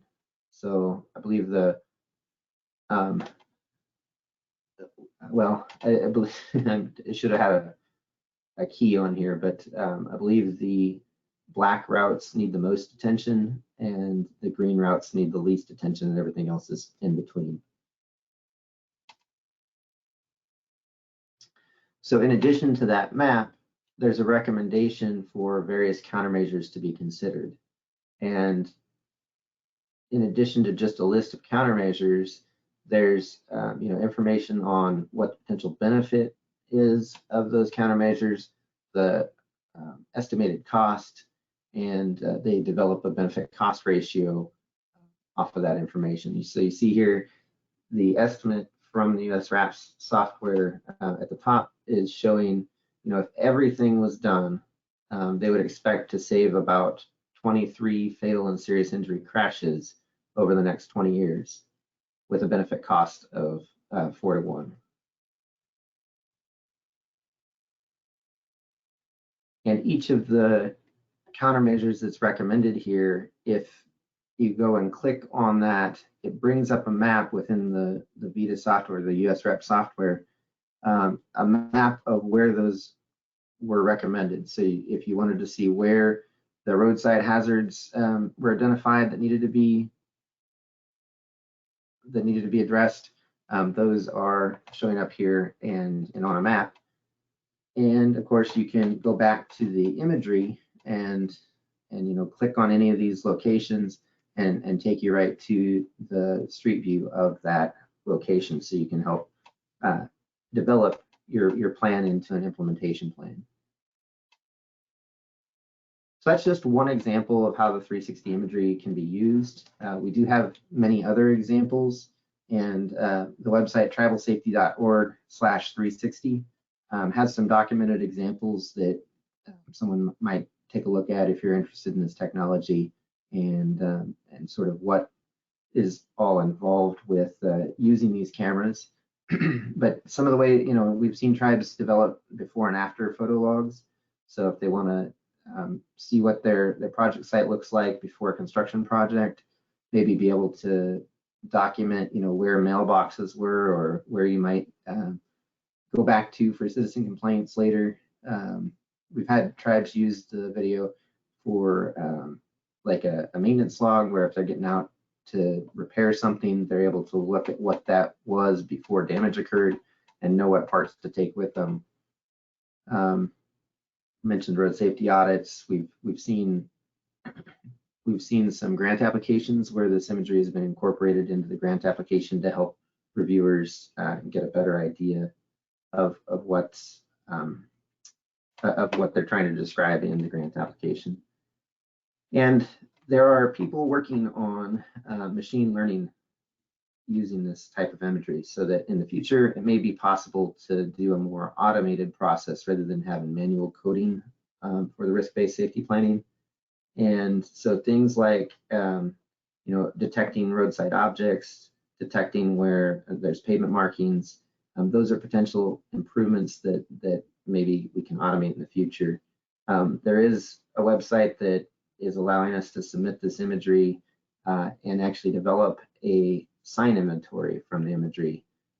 So fairly quick, being able to submit the imagery and then a couple weeks later have a GIS layer of all the signs that were detected. So lots of potential applications, definitely something we're still learning about, but it's interesting technology that I think there's probably more applications than what I just talked about, but something that we're looking at. So thank you for the time. Thank you, Adam. And we do have a few questions for you. And then we also have a former colleague of Adam's that's retired that did put in some comments in here about also using the 360 camera data specifically for work zone road safety audits, especially when it's difficult for unsafe to walk or to stop, and that they're able to use these videos for startup meetings for road safety audits, because a lot of the times when you use the street view, it's not showing you current conditions. And instead you're able to use this. And Hillary may speak about this later, but during our field trip, she was able to actually use these 360 camera videos as well for the road safety audit that happened at the summit. So that is a great way to use these. One of the questions that we got for you, Adam, is about the USRAP software and whether or not that's a public domain software. It is available at no cost through the Roadway Safety Foundation, but you do have to coordinate with them in order to get an account to do that. So usrap.org is the website where you go for contacting them. And then the next question is, what is the average cost of a camera? They're having a Black Friday sale right now, I just saw, like everybody else. The whole kit is less than $1,000, probably more in the 700 range.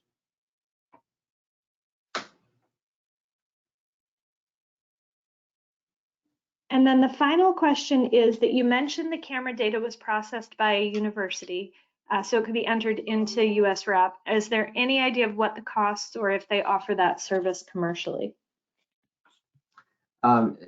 It's very much still in the exploratory phase, I would say.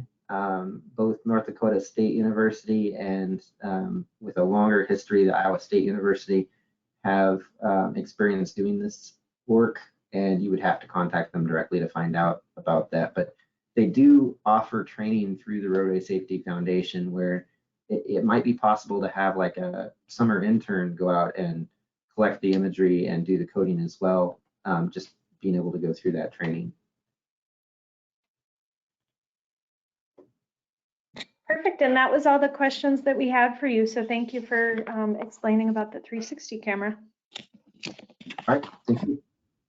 Our next presenter is going to be Alex Clegg.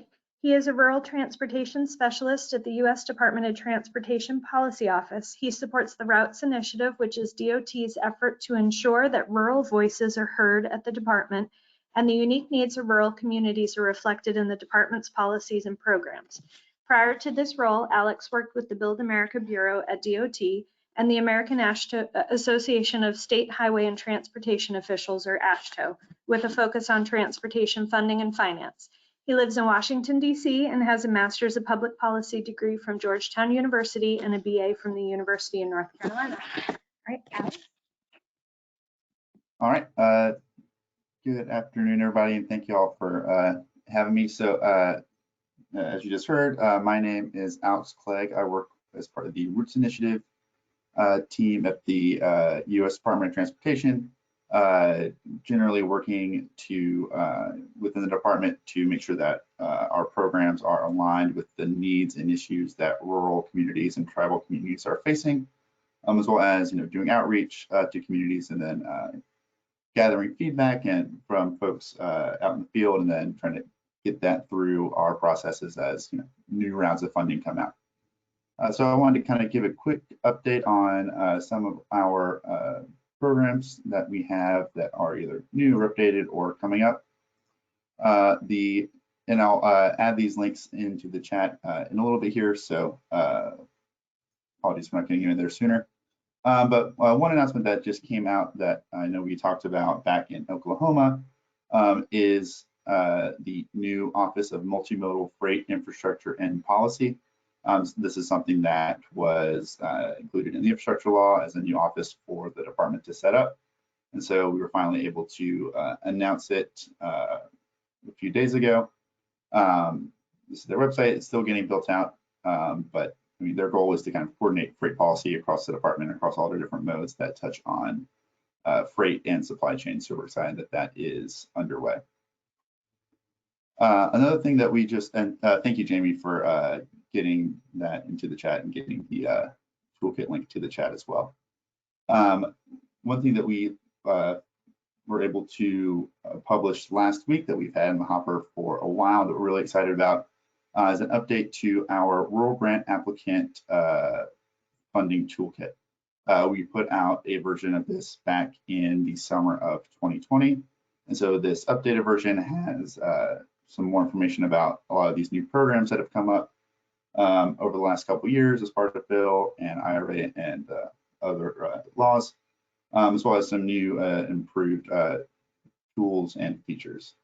Again, but the kind of main point of this toolkit is for anyone who may not have any familiarity with Department of Transportation grants and may not know where to start, or someone who is an expert but is looking for a couple of new pieces of information that can help them develop even stronger applications, just to kind of be a kind of foundation for folks to build off of and go and find more information where they need it. So we've got a lot of good stuff in the toolkit. I'll go over a couple of the sections here quickly. One of them that we were actually able to publish a few months ago was the DOT discretionary grants dashboard. And so you're able to go through here and look through, we have 97 programs in here right now, including a handful that are outside of the department. You're able to go through and say, if you want to do a construction project in your local government focused on a roadway project, for example, you can go in here and search, and it'll say, of the 97 programs, it kind of breaks that down into 25. So you're able to get a kind of smaller list. You can look through and see what some of the programs descriptions are, see if any tickle your fancy, and then go from there to see more information about that program. You can also download a CSV file, Excel file with more information about the programs that come up in this list. So this is a really good tool that we've gotten a lot of feedback on. We know folks have been very excited about. That is kind of at the center of our toolkit. There's also more information in here about what funding and finance is within DOT. What we mean when we say grant versus cooperative agreement versus loan versus contract versus TA. We kind of break down what we actually mean by that in a bit more of a plain language way. The grant applicant process has some tools in there that kind of show how we get from the idea of a program to our evaluation of it to some of the post-award statuses and information. Included in there is a snazzy little grant applicant roadmap, which walks through what are some of the things you need to do before you get the award, making your account on SAM.gov, weeks in advance of actually having to submit anything, for example, how we evaluate our applications as they come in at a high level. Every program is different, but we try to take out some of the common themes about their processes and put them in here. And then when you get the award, what you should be looking for, and then some of the information around post-award steps on a fun little snazzy graphic. There's more information in here that links out to other places. Won't have time to go through here, but encourage folks to go in and check out all the good resources here. One other section I wanted to highlight is discretionary grant programs by mode. So you have the dashboard, which has everything in a searchable way. Here it kind of breaks it out. If you know that you need a grant from FRA, for example, because rail is kind of the focus of the program, you can click here and then kind of see in one place what some of the kind of key information is that FRA is looking for, what some of their tools are, as well as a list of what their some of their key discretionary grant programs that are applicable for rural communities. So it's a very real wealth of knowledge in this toolkit, thanks to all our partners across the federal government, federal family that helped put us together. There will be a webinar on this coming up on December 5th that we are holding in conjunction with the DOT Navigator team. This will also touch on a new benefit cost analysis tool that is in development that we hope to have out next week for the webinar. But regardless, the webinar will go on. And I can put this link in the chat. If you're not able to make it, then that is fine. Navigator team records and posts all the webinars. You can either watch the webinar or look at the slides. For example, there was a great one a couple months ago on how to use our data and mapping tools as part of your grant application, which was really helpful for me personally. It's also been helpful for folks that are developing the applications themselves. If you haven't had a chance to look at the DOT Navigator, it is our technical assistance hub. And so it has a lot of the same resources, a lot of similar resources that we have on routes, as well as a broader reach into some of the other modes, as well as into our bipartisan infrastructure law resource center. So it has stuff in here. There's some checklists on grant preparation, funding guides for local and tribal agencies, tools to help you determine some disadvantaged community statuses, as if that's part of the program that you're looking at, the grant that you're looking at. So again, just another really great resource that I encourage folks to check out.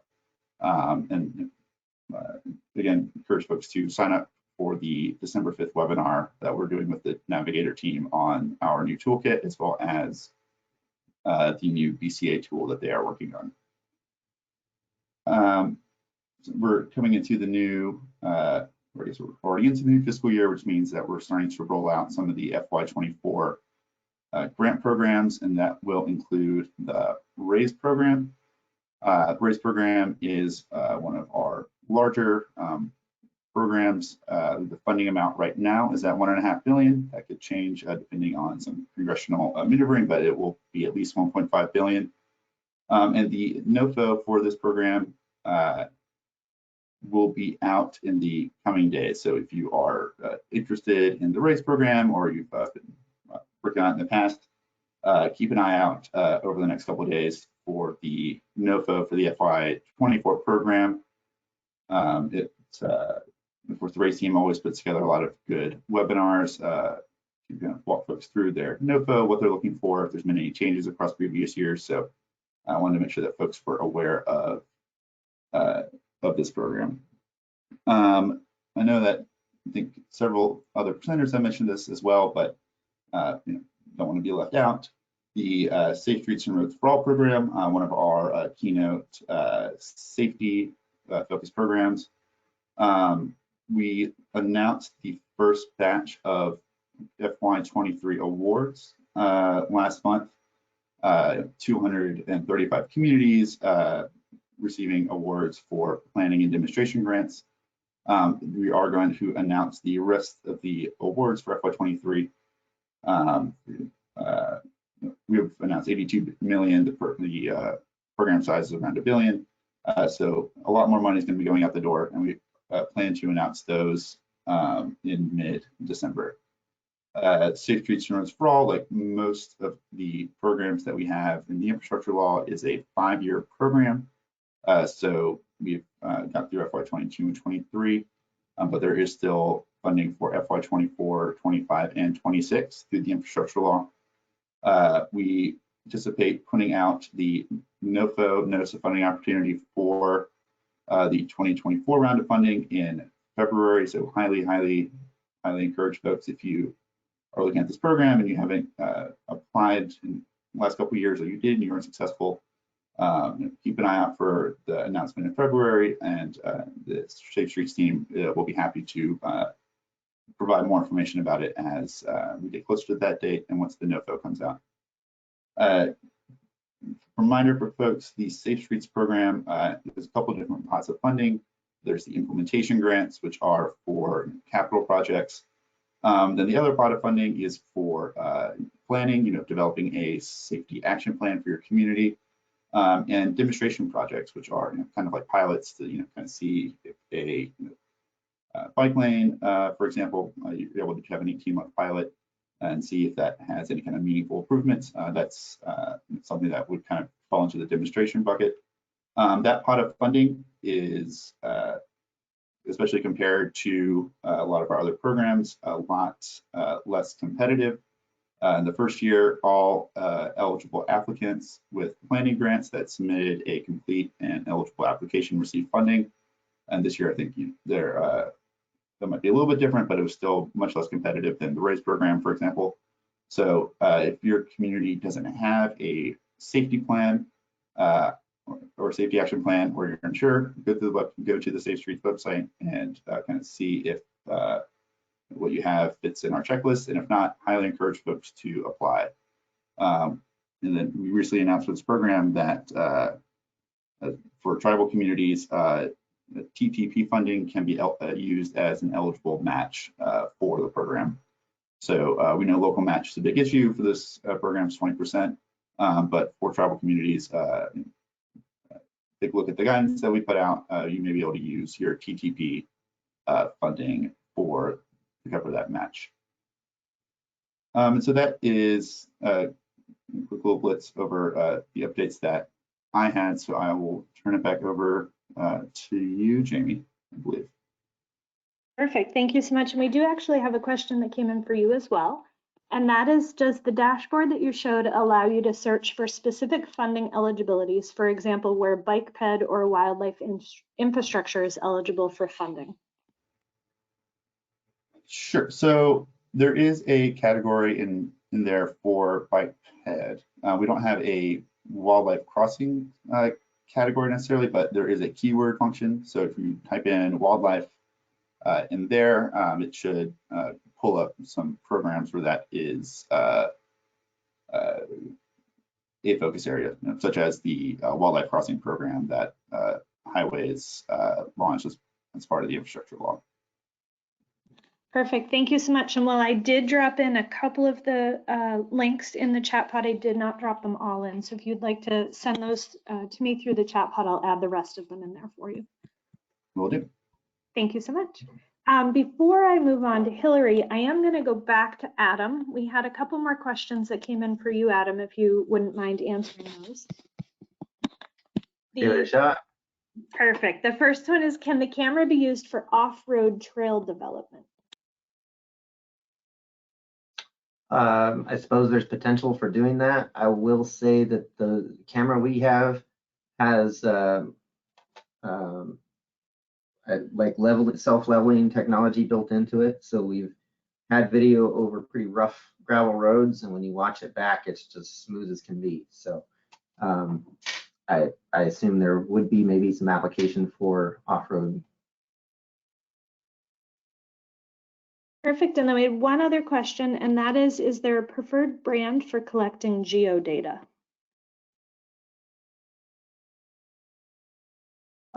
So we can't endorse any products necessarily, but many of the 360 cameras do collect data points as they go along. And so you're able to extract that telemetry data, including the GPS points as you travel, and capture that video. Perfect. Thank you so much. That was all the rest of the questions that we had come in for you. And at this time, I'm excited to turn over the presentation and the wrap up to Hillary Eisbrands, who will give you a sneak peek of kind of what she does typically at the end of our summits as a wrap up for them. So Hillary?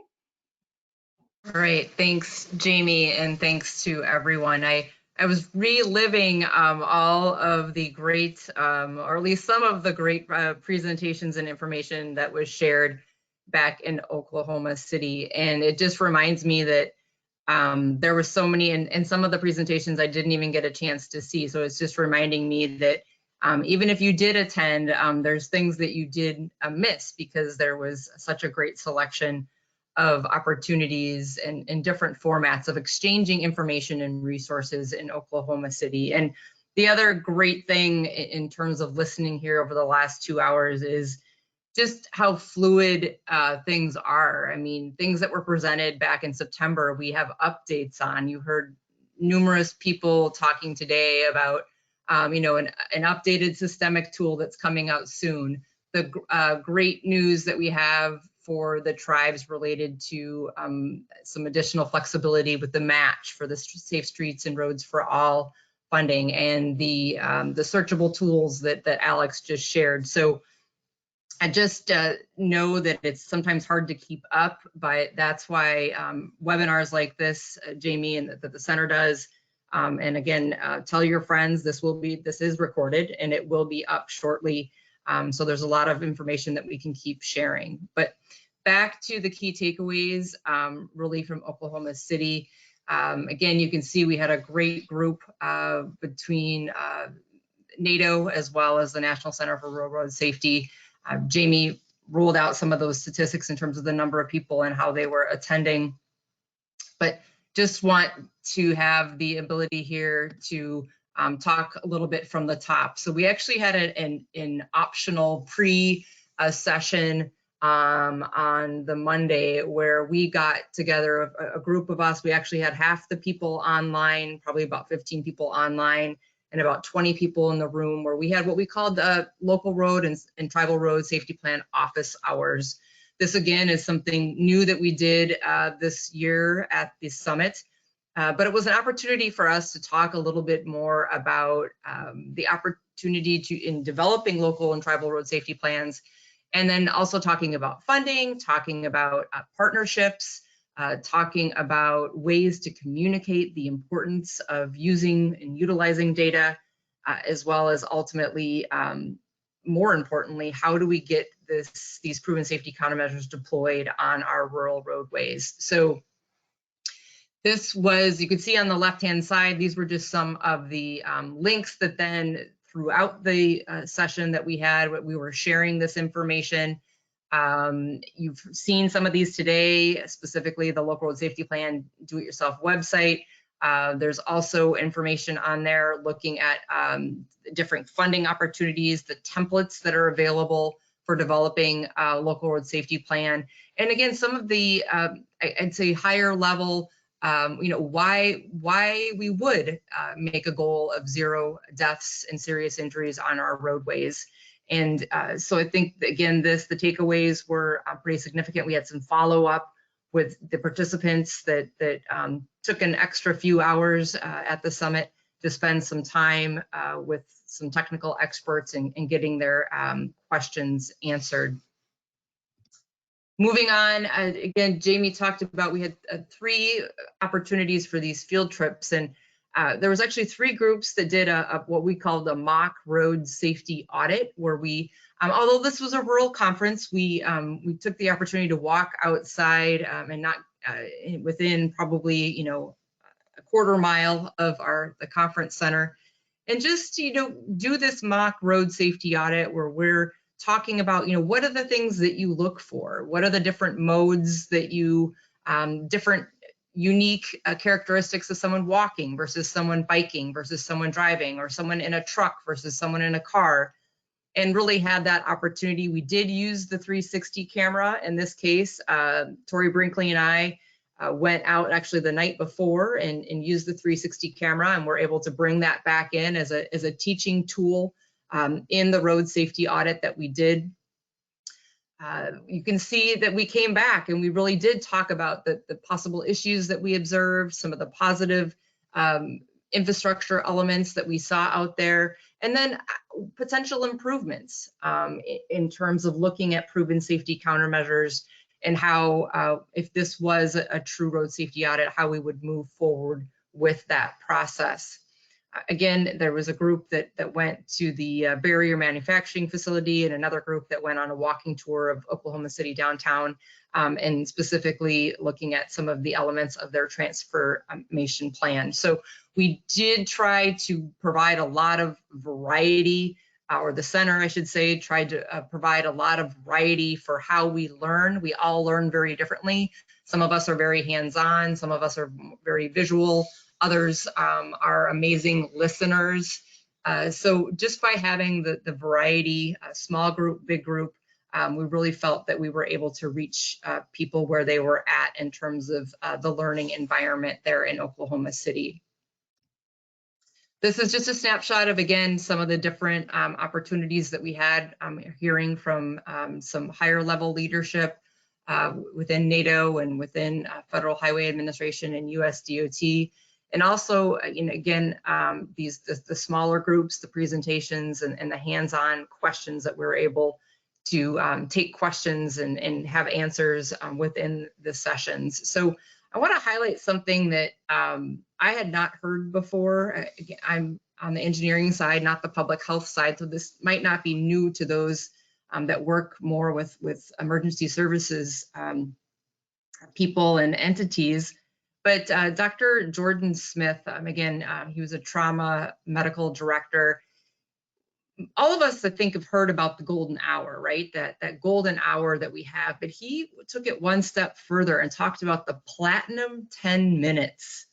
The platinum 10 minutes places a time constraint on the pre-hospital care of seriously injured patients, saying that no patient should have more than 10 minutes of scene time stabilization prior to them being transported to the hospital. They really feel like getting the individuals to the hospital as quickly as possible has the greatest likelihood for that person in terms of the severity of their injuries.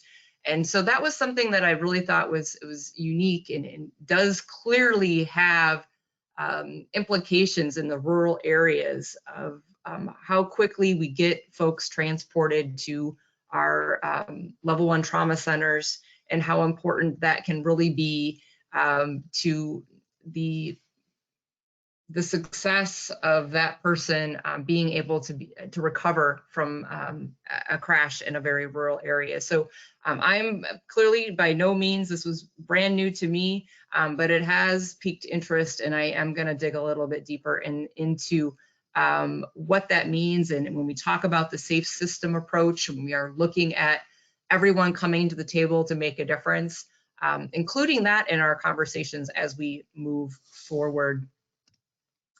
One of the things that we always do at the end of our summits, the Rural Safety Summit, is really draw on what we've learned. So, and not only drawing on what we've learned as an individual, but then sharing that with others. So we talk about what are the biggest takeaways. So in this exercise, what we did is we handed out note cards and we asked everyone to put down 1 or 2 of the biggest takeaways that they had from the all 2.5 plus days in Oklahoma City, and gives that person an opportunity to write it down. We know that when we write things down, we actually tend to follow through on them actually a little bit more. And now we're in a world where if you type it, right? If you type it in your notes on your phone, maybe that's just as equivalent as jotting it down with pen and paper. But we went around the room and we had people share some of those takeaways. We also had an opportunity for everyone to write down 1 or 2 things that they were going to take action on. They were going to follow up with someone they had met, or download a resource, or ask Adam Larson how to get that 360 camera. Those were all things that, again, it's not only sharing something you learned, but it's also what are you going to take action on after you've spent a week with rural professionals, all of the folks that are making a big difference in rural America. So I'm going to share a few of the things that were jotted down and spoken at the center, and then I'm going to give you guys a challenge in our last minute. Partnerships are powerful, and I think that these rural safety summits always bring together such a diverse group of people, and it's so great to always be growing who your partners are, growing that group of people that you can bounce things off of, that you can work with each other in terms of improving safety on the rural roadways. The data I need is out there.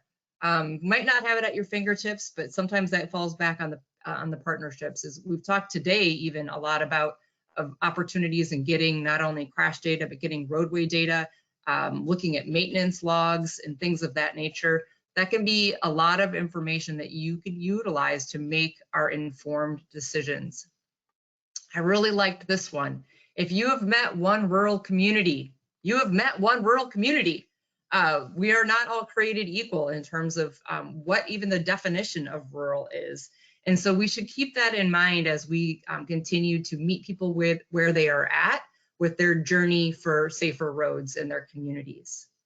We had the quote, this one was actually jotted down numerous times, when in doubt, roundabout. That was a good one. So again, considering roundabouts in rural areas, we know we can get upwards of 90% reduction in fatal and severe crashes at roundabouts on rural roadways that clearly always typically have higher speeds. Speaking of speeds, it's all about speed, someone said. We really have to look at speed and how it does impact you know, the types of crashes that we have and that kinetic energy that results in severity and issues.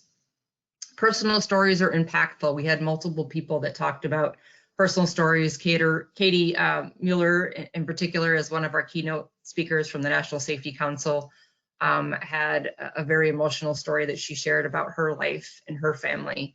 And I think it is okay to get personal, right? It is okay. We've learned that. It is okay to get personal. Next, we've got really our alphabet soup. We've got a safe system approach that we're all getting our arms around in terms of how we are moving forward with doubling down on proven safety countermeasures and getting those deployed in different ways. We've got road safety audits. We've got the Safe Streets and Roads for All. We've got local road safety plans, a DIY site, do it yourself. Again, just local road safety plans or safety action plans in general. Road safety audits, low-cost safety improvements, and rural or regional transportation planning organizations. So there's a lot out there with these acronyms. Just ask someone if you don't know what they are. Oftentimes they lead us to some good conversations.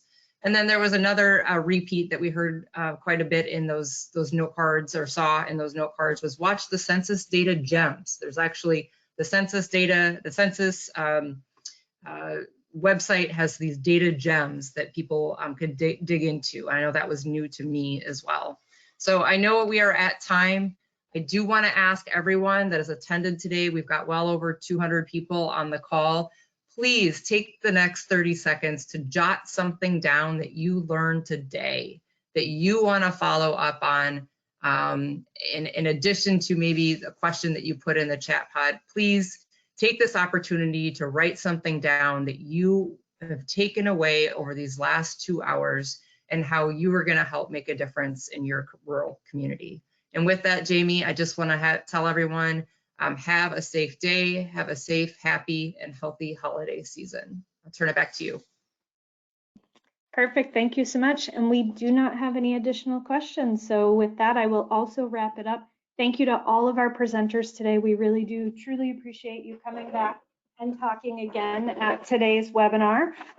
So thank you again to Hillary, to Matt Hinshaw, to Matt Madsen, to Adam Larson, to Alex Clegg, and to